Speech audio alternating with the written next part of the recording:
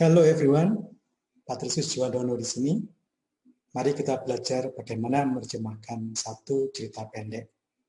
Saya akan menyajikan satu seri rangkaian PowerPoint slides, di mana saya akan menguraikan bagaimana kita menerjemahkan dari satu cerita pendek dari bahasa Indonesia ke bahasa Inggris. Mari kita ikuti sajian saya. Ya, murid-murid sekalian, selamat sore. Mari kita masuk ke topik kita kali ini, yaitu bagaimana menerjemahkan cerita pendek.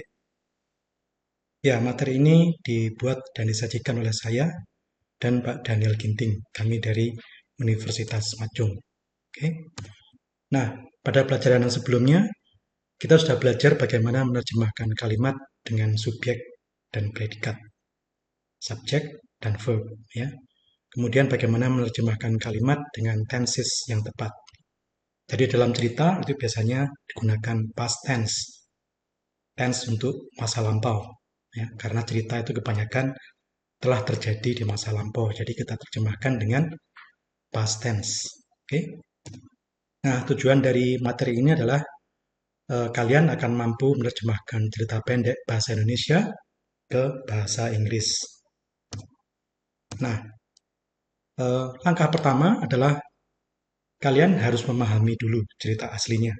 Jadi kalian membacanya, kemudian memahami sepenuhnya, kemudian susunlah cerita itu menjadi kalimat-kalimat yang sederhana saja, supaya mudah untuk menerjemahkannya. Jadi pilahlah atau susunlah kalimat atau cerita itu menjadi kalimat-kalimat yang sederhana saja, terdiri dari subjek dan predikat, dan mungkin satu atau dua keterangan.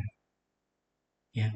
Jadi kalau kita sudah bisa memilahkan kalimat atau cerita itu menjadi kalimat-kalimat sederhana, nanti kita akan lebih mudah untuk menerjemahkannya.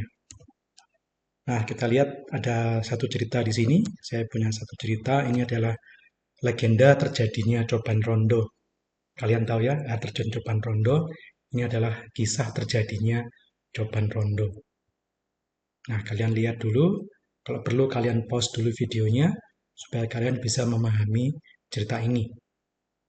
Oke, kalian pahami cerita ini, kalian lihat bahwa kalimat-kalimatnya sudah tersaji dengan kalimat sederhana. Ya, jadi subjek dan predikat.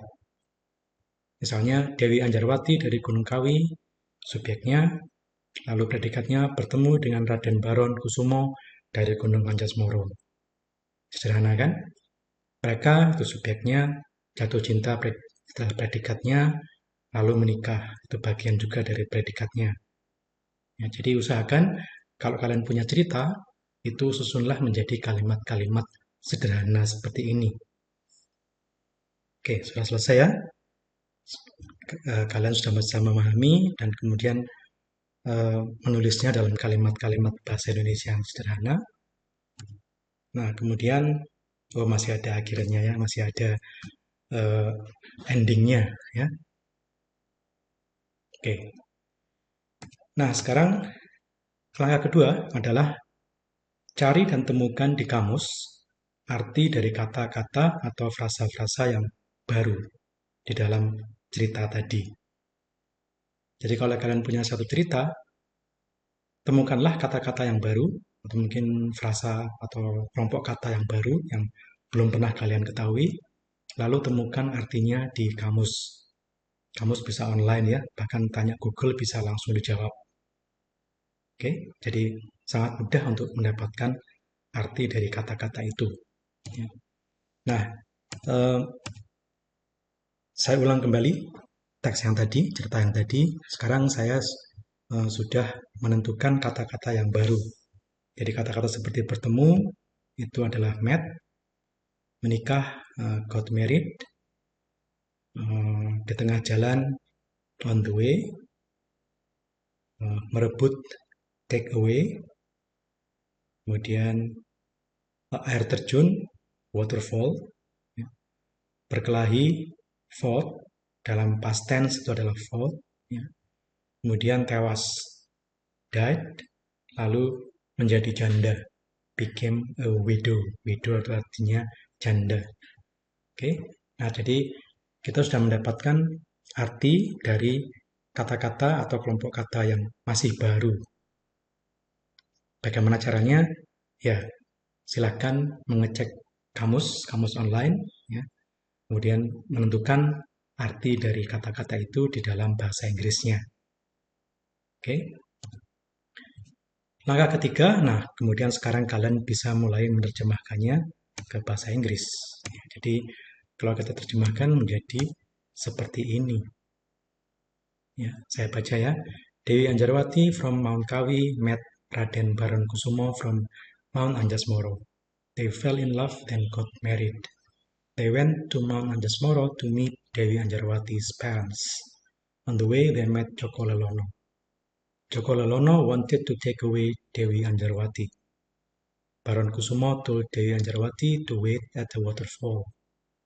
Then Baronkusumo fought with Joko Lelono. Both died. Dewi Anjarwati became a widow. Oke, jadi ini adalah hasilnya. Ya.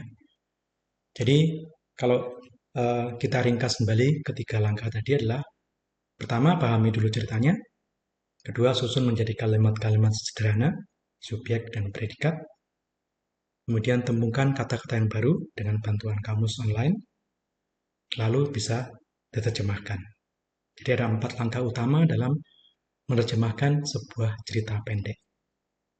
Gampang ya? Oke. Nah, coba terjemahkan cerita ini. Ya. Saya bacakan ya. Temenggung Alap-Alap dari Kerajaan Mataram ingin menguasai Kerajaan Singosari. Rakyat Singosari melawan dan menghalangi pasukan Temenggung Alap-Alap. Mereka bertempur, dan akhirnya Temenggung Alap-Alap berhasil mengalahkan rakyat Singosari. Dia lalu menamakan daerah itu Malang, yang artinya menghalangi. Nah, silahkan sekarang kalian coba untuk menerjemahkan cerita ini dengan mengikuti langkah-langkah yang sudah saya berikan tadi. Bisa ya? Pasti bisa. Tetap semangat dan pasti bisa. Oke? Thank you. Good luck. See you again in our next lesson.